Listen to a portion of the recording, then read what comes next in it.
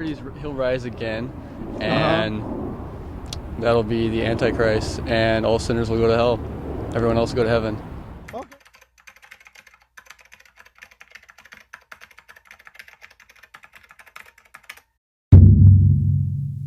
All I know is that there's a story in Revelations that talks about different signs of the world that are going to predict the second coming.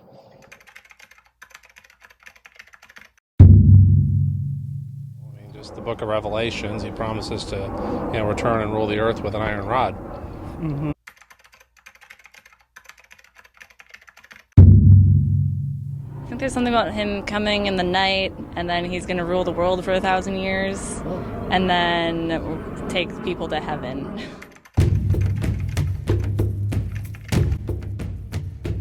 The whole idea of the end of time is a fundamental Abrahamic religion idea, right? I mean, Okay, Christians, Jews, Muslims all believe this. So that's always been part of Western civilization.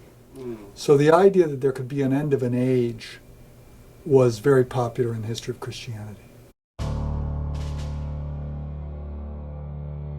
The end of the world, as we know from the Christian tradition, has to do with the second coming of Jesus Christ, also known as millennialism.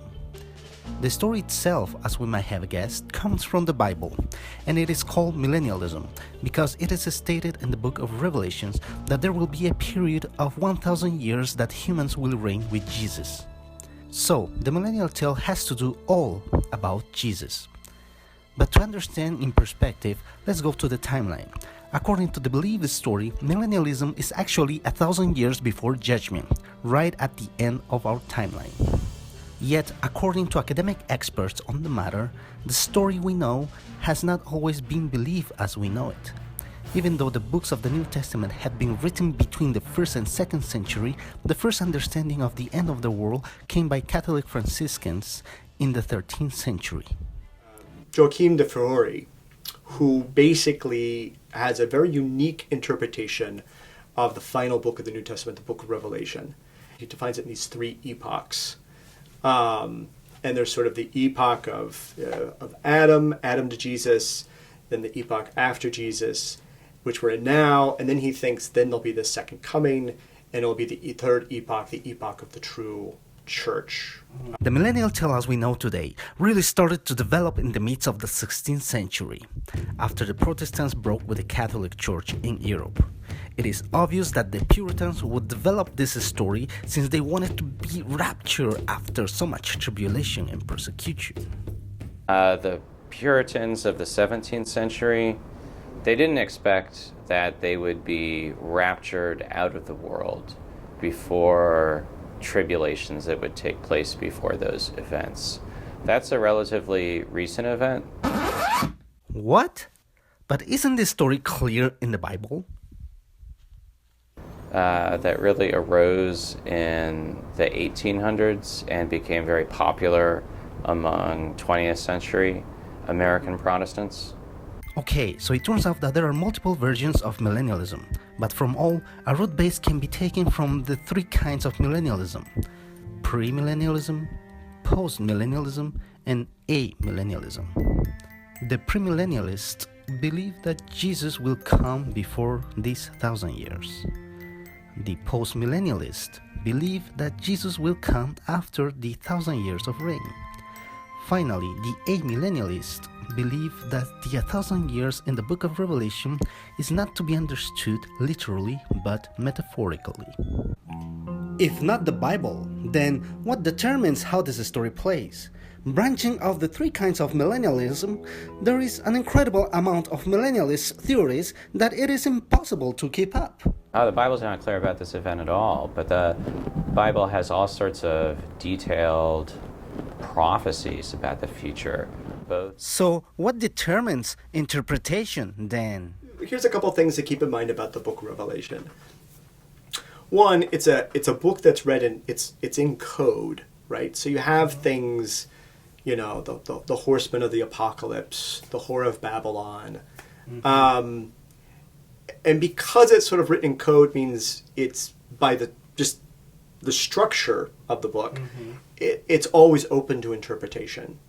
right? So a historian could say, oh yeah, this is obviously a denunciation of Emperor Nero and, looking back at him burning Rome. Or this is something about the sign of the times by the end of the first century and the time of crisis and oppression that Christians are facing on the heel of the Roman Empire.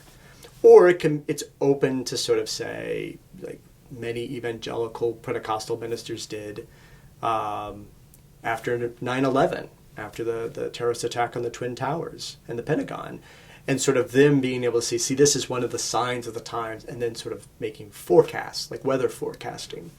Like weather forecasting, the answer really depends on historical events along with transcultural social context, and each century society experienced different realities. Let's say, for instance, if we pick an average Christian in the year 1400, his or her version was a millennial. If we pick another Christian in the year 1600, the millennial version was certainly of post-millennial kind. If we pick another Christian in the year 1800, then his understanding would be premillennial. Today, the most popular version is called dispensationalism, which is a form of premillennialism.